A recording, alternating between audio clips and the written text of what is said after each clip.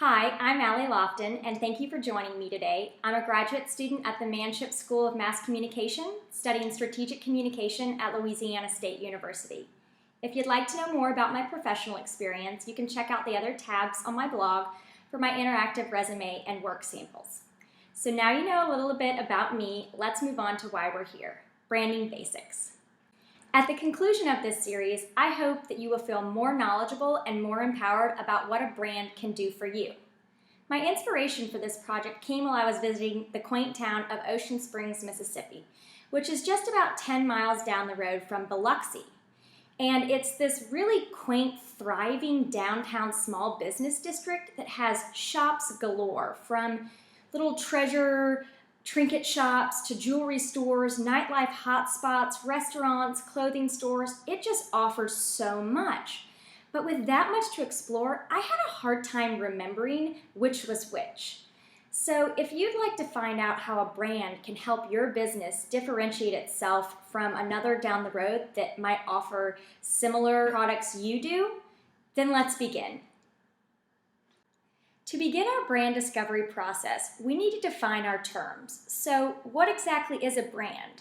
Well, there are many definitions out there and many descriptions, but the most easy and simple one that I think people understand is that a brand is how your customers or your audience experiences your product or service through their five senses: touch, taste, sound, sight, and smell. So it's really about them engaging in all these levels of your senses. So your brand begins with your mission or vision statement, which, if you don't have those established yet, in its most simple form is your purpose statement. Why are you in business? Which, of course, I'm sure is to make money. But once you get past that, is it that you want simply to provide the best product or service within your industry in your respective area? So once you decide that, it comes down to a brand has three primary functions. So let's talk about those three primary functions. We have navigation, reassurance, and engagement. So navigation simply is that your brand helps customers find you. It helps your customers choose your business over the others that might offer similar services or products. So it helps them really seek you out and find you easily. And then of course you have reassurance, which is that a brand can convey the most essential and simplistic form or value of your product or service. So why exactly is the customer or audience seeking you out for your brand? And that might be that it gives them this feeling of confidence and security that they've chose you over another brand, product, or service.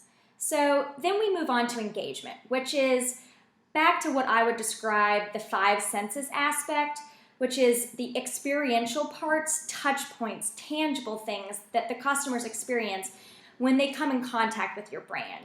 So a lot of people think that this particular piece of the function is about the logo, color theme or palette, font choices, imagery that is used, and it is that, but at the same time, it's also the exterior and the interior of your business. It's about the dress code, it's about how you interact with your customers, it's about how your staff interacts with your customers.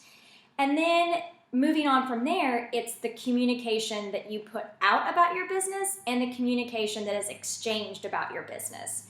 And then we have taglines, themes, key messages, but we'll move on to those later. You just need to understand that this is the aspect of, this is the engagement function of the purpose that the brand serves. So this is a lot to take in, I know, which is why I'm going to help you break this process down into its very simple parts, and then we're going to put it back together.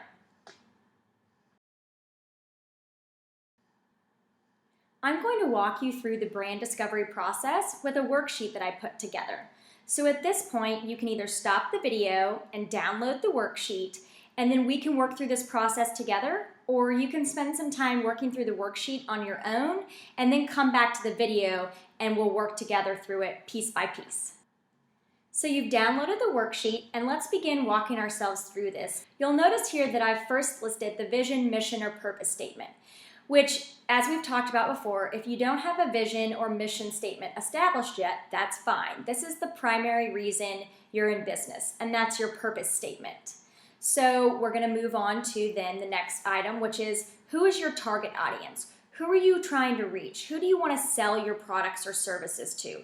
Who do you want to be attracted to your business? So once you've identified those, then we can move on to the next step, which is describing the primary characteristics of these audiences. So who are they? Are they women? Are they men? Are they children? Are they teens?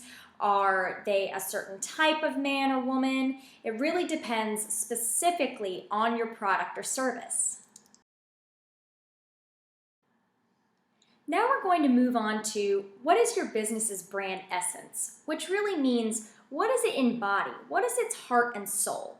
Because we need to find this out in order to make sure that every time you're communicating about your brand, this essence is communicated through that.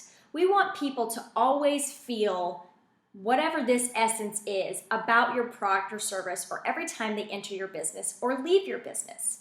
And from there, once we determine that, we can talk about what your implied promise is to your customers or audience. What will they always get when they come into your business and when they leave your business?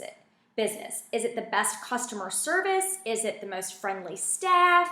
Is it the finest jewelry? It just really means what you want your customers to leave with once they leave your business.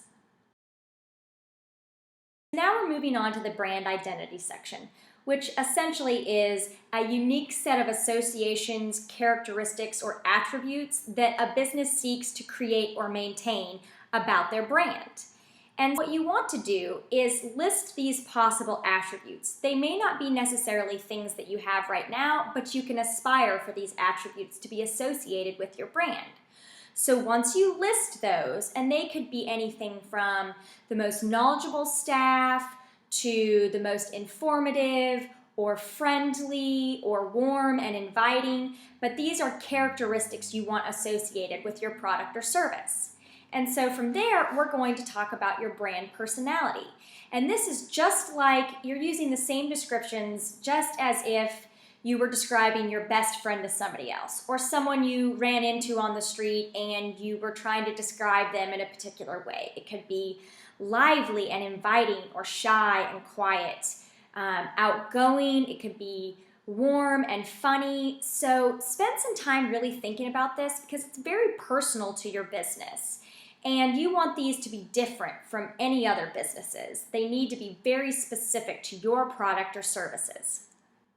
The brand identity part also includes value proposition statements, which is essentially, it describes the emotional, functional, and self-expressive benefits of the business, services, or products that you provide. So let's begin with the functional benefits, which is your product, service, or business does something for your customers or your audience. They receive something from it, they can do something with it. And so you need to think about exactly what that is. If we go back to the vintage jewelry example that I've used before, it's perhaps that it's accessories that they wear when they go out to dinner, or they go out with friends when they want to dress up. So it serves a function for them. And then you have the emotional benefits, which is the part that taps back into those feelings. So perhaps, again, using the vintage jewelry example, they feel confident, they feel special, they feel different and unique from the other people around them. So it's tapping back into those emotions and the emotional benefits that they get from your product or services. And then we're going to move on to the self-expressive benefits, which essentially is how you want your customer to communicate about him or herself as a result of buying or using or wearing your product or service. And then you need to decide, of these three benefits, which is the most important in distinguishing your service, product, or business from another that provides similar products or services. We've come to the end of this brand discovery worksheet. I hope you've learned a lot. If you have any questions or comments, please provide them below and I'd be happy to respond. I look forward to seeing you next time and talking about how this brand discovery process can help build a strategy for your business.